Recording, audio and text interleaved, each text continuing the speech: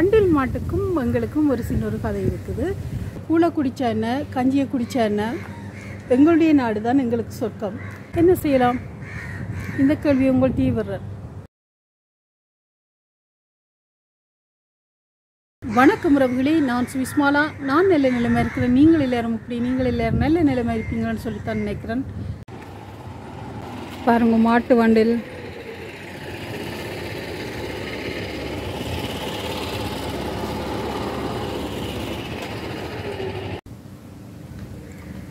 பாருங்கோ. இதில் ஒரு அழகான வண்டில் மாடு ஒன்று தெரியுது பாருங்கோ. காட்சிக்காக வச்சிருக்கணும். இந்த வண்டில் மாட்டுக்கும், இந்த வண்டில் மாடு இல்லை, வண்டில் மாட்டுக்கும் எங்களுக்கும் ஒரு சின்ன ஒரு கதை இருக்குது. எங்களுடைய ஐயான்னு சொல்லுவோம், தந்தை. அவர் ஒரு அரச உத்தியோகத்தர். சந்தர்ப்பம் சூழ்நிலைகள் காரணமாக அவர் அந்த வேலையை ரிசைன் பண்ணிட்டு பென்ஷன் எடுக்க வேண்டிய ஒரு காலகட்டம் இருந்தது. அந்த காலகட்டத்தில் இப்படி ஒரு மாட்டு வண்டியில் எடுத்தவர் ஓடி உழைக்கலாம், பொய் சொல்லாமல், களவடக்காமல், நேர்மையாக உழைக்கலாம்னு சொல்லி ஒரு வண்டில் மாடோண்ட நாங்கள் சின்ன ஞாயிற்றுக்கிழமை தான் இது நடந்தது. எடுத்தவர். ஆனால் அந்த வண்டில் மாட்டை அவர் ஓடுறதுக்கு அவருடைய உறவுகள் தடை. ஏனென்றால் அவர் ஒரு அரசு உத்தியோகத்தர், வண்டில் மாடு ஓடக்கூடாது என்று சொல்லி ஒரு தடை. என்னை பொறுத்தளவில் நான் இப்போ யோசிக்கிறேன். அப்போ சின்ன வயசு, என்னால் அந்தளவுக்கு யோசிக்கிறதுக்கு எங்களுக்கு வயசு காணாது தானே. இதுவும் ஒரு தொழில் தானே. ஒரு நேர்மையான ஒரு தொழிலை செய்து நாங்கள் ஏன் பிழைக்க முடியாது? செய்தால் அரசு உத்தியோகம்தான் செய்ய வேணுமா? இல்லை தானே. எதுவாக இருந்தாலும் உழைப்பு. இங்கே நாங்கள் வெளிநாட்டுகளில், புலம்பெயர் நாடுகளில் எங்களுக்கு கிடைச்ச வேலைகள் எல்லாத்தையும் செய்து நாங்கள் முன்னுக்கு வந்திருக்கிறோம்.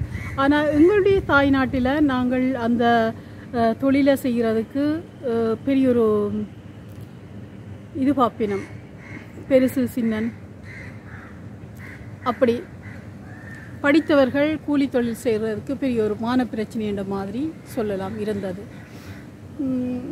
எனக்கு இந்த வண்டில் மாட்டை பார்க்க என்னுடைய தந்தையினுடைய ஞாபகம்தான் வருகுது. ஏனென்றால் இப்படி ஒன்று வச்சிருந்தவர். ஆனால் அவர் அதில் பிழைச்சி சாப்பிட்றதுக்கு அவருக்கு நிறைய தடைகள் வந்து கொண்டே இருந்தது, மான பிரச்சனைகள் இருந்தது. அவர் ஏறி இந்த வண்டியில் மாட்டை பிடிச்சி ஓடக்கூடாது என்றது அவர்களுடைய, அதாவது தந்தையினுடைய உறவினர்களுடைய தடையாகவும் இருந்தது. ஆனால் இப்போ பார்க்க எங்களுக்கு ஆசையாக இருக்குது. இப்படி ஒரு வண்டில் மாட்டில் நாங்கள் ஏறையிலேயே காசு கொடுத்து ஏறி சவாரி செய்து எங்களுடைய வாழ்க்கையை நாங்கள் இப்போ சந்தோஷப்படுத்தி கொண்டிருக்கிறோம். ஆனால் எங்களுக்கு இயற்கையாகவே இப்படி ஒரு சந்தோஷம் கிடைச்சது. அந்த சந்தோஷத்தை நாங்கள் அனுபவிக்க இல்லை. யோசித்து பார்க்குறேன். கிடைச்சது எல்லாத்தையும் விட்டுட்டு இப்போ நாங்கள் தேடி தேடி ஓடிக்கொண்டிருக்கிறோம். அதுக்காகத்தான் இந்த பதிவு. எங்கள்கிட்ட சொந்தமாக இப்படி ஒரு வண்டி இருக்கேக்க நாங்கள் ஏன் இப்படி ஒரு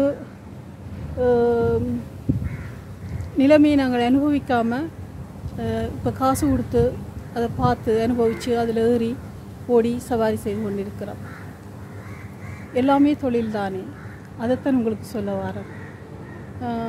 எங்களுக்கு என்னென்ன கையில் கிடைக்குதோ அதுகளை நாங்கள் தவற விட்டுட்டு இப்போ தேடி ஓடிக்கொண்டிருக்கிறோம். இதுதான் புலம்பெயர் நாட்டில் எங்களுடைய வாழ்க்கையும் எங்களுடைய மனநிலையுமாக இருக்குது. அதைத்தான் நான் சொல்ல வரேன். என்னதான் இருந்தாலும் நாங்கள் கூழ குடித்தா என்ன, கஞ்சியை குடித்தா என்ன, எங்களுடைய நாடு தான் எங்களுக்கு சொர்க்கம். எங்களுடைய வாழ்க்கையை எங்களால் மறக்க முடியாது. நாங்கள் சின்ன வயசில் நாங்கள் அனுபவித்த அந்த சுகங்களை மறக்க முடியாது. நிறைய ஆறுதல் இருந்தது, நிறைய மன நிறைவு இருந்தது. ஆனால் இப்போ அதெல்லாம் இல்லை. தேடி தேடி ஓடி போய் கொண்டிருக்கிறோம். ஓடி ஓடி உழைச்சோம். ஆனால் அதில் எந்தவித சந்தோஷமும் கிடைக்கல. பணம் கிடைச்சது தான். ஆனால் அந்த நாட்டுக்கே நாங்கள் டேக்ஸுகள், அந்த நாட்டு வாழ்க்கை சூழ்நிலைகளுக்கு நாங்கள் திருப்பி கொடுத்துட்டோம். ஆனால் எங்களுடைய சந்தோஷத்தை ஒட்டுமொத்தமாக பறி கொடுத்துட்டோம்னு தான் நாங்கள் சொல்லுவோம். இப்பவும் நான் இயங்கிக் கொண்டிருக்கிறோம். திரும்பவும் எங்களுடைய நாட்டில் இப்படியான சுகங்களை அனுபவிக்க முடியும் என்று சொல்லி. ஆனால் இனி நினைச்சாலும் அனுபவிக்கிறது கஷ்டம். ஏனென்றால் இப்படி மாட்டு வண்டியில எல்லாம் ரோட்டில் ஓடுறதை நான் காணல. ஒரு உல்லாச வாழ்க்கையில் அதில் ஏறி பயணம் செய்து ஒரு அரை மணி நேரத்துக்கு காசு கொடுத்து அப்படித்தான் அனுபவிக்கக்கூடிய ஒரு சூழ்நிலை இப்போ இருக்குது. நான் நினைக்கிறேன் கிராமம் பக்கங்களில் மாட்டு வண்டிகள் இருக்கலாம், பெரிய அளவில் இல்லை. என்றபடியாக இந்த சந்தோஷங்கள் எல்லாம் எங்களை விட்டு அழிஞ்சு கொண்டு போகுது. வேகம் கூடித்தான் இருக்குது உலகத்தில். மின்சார உபகரணங்கள், மின்சார வாகனங்கள் எல்லாமே வந்துட்டுது. நாங்கள் கஷ்டப்பட்டு சமைக்க தேவையில்லை, கஷ்டப்பட்டு ஓடிக்கொண்டிருக்க தேவையில்லை. ஆனால் கஷ்டப்படாதால் எங்களுக்கு உடம்பில் கூட வருத்தங்கள் வர்றதுக்கான வாய்ப்புகள் இருக்குது. அந்த காலத்தில் நாங்கள் நிறைய கஷ்டப்பட்டோம். ஆனால் எங்களோட உடம்பில் நல்ல தென்பு இருந்தது, நல்ல ஒரு சுகமான வாழ்க்கை இருந்தது. ஆனால் இப்போ எதுவுமே இல்லை. என்ன செய்யலாம்? இந்த கேள்வி உங்கள் தீவிரம்.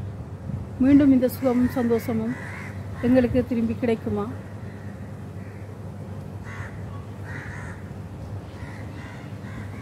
இல்லை என்று தான் நினைக்கிறேன். இந்த காணொலி உங்களுக்கு பிடிச்சிருந்தா லைக் பண்ணுங்க, ஷேர் பண்ணுங்க, சப்ஸ்கிரைப் பண்ணுங்க. அப்படியே பக்கத்தில் இருக்கிற பெல் பட்டனை நீங்கள் அழுத்தினா தான் நான் போடுற காணொலியெல்லாம் உங்களுக்கு உடனுக்குடனே வந்து சேரும். நாங்கள் இந்த திருவோணமலை இந்த ஹோட்டலில் தான் இந்த மாட்டு வண்டியில் கண்ட உடனே தான் நான் இதில் நின்று உங்களுக்கு வீடியோ செய்யணும்னு சொல்லி எடுத்துறான். என்னுடைய தந்தை வந்து மாட்டு வண்டியில் வச்சிருக்க அந்த மாடுகளுக்கு புண்ணாக்கு, தவிடு எல்லாம் நான் சைக்கிளில் போய் கட்டி கொண்டு வந்து உளுத்தங்குருணி எல்லாம் கொடுத்தது இப்போவும் இந்த கண் முன்னே நிற்கிது.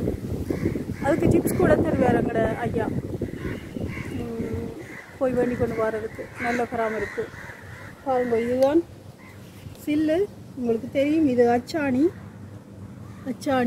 இது வந்து இந்த சில்லுண்ட என்னென்னு சொல்கிறது, தெரிஞ்சால் சொல்லுங்க, மறந்து போனேன். இப்படி இந்த பகுதியில் தான் மாட்டை பூட்டுவினம். பாருங்க, இந்த பகுதியில் தான் மாட்டை பூட்டுவினம். ரெண்டு மாடு பூட்டி போடுவினம். இந்த இதுக்குள்ள தான் கயிறு போட்டு அந்த மாட்டை கட்டுவினம்.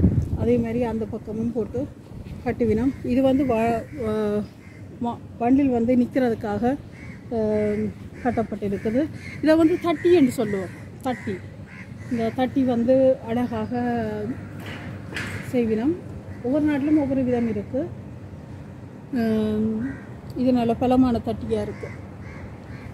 முடிஞ்சளவு உங்களுக்கு இந்த காணொலியில் நல்ல விளக்கங்கள் தந்திருக்கிறேன் என்று தான் நான் நினைக்கிறேன். நன்றி, வணக்கம்.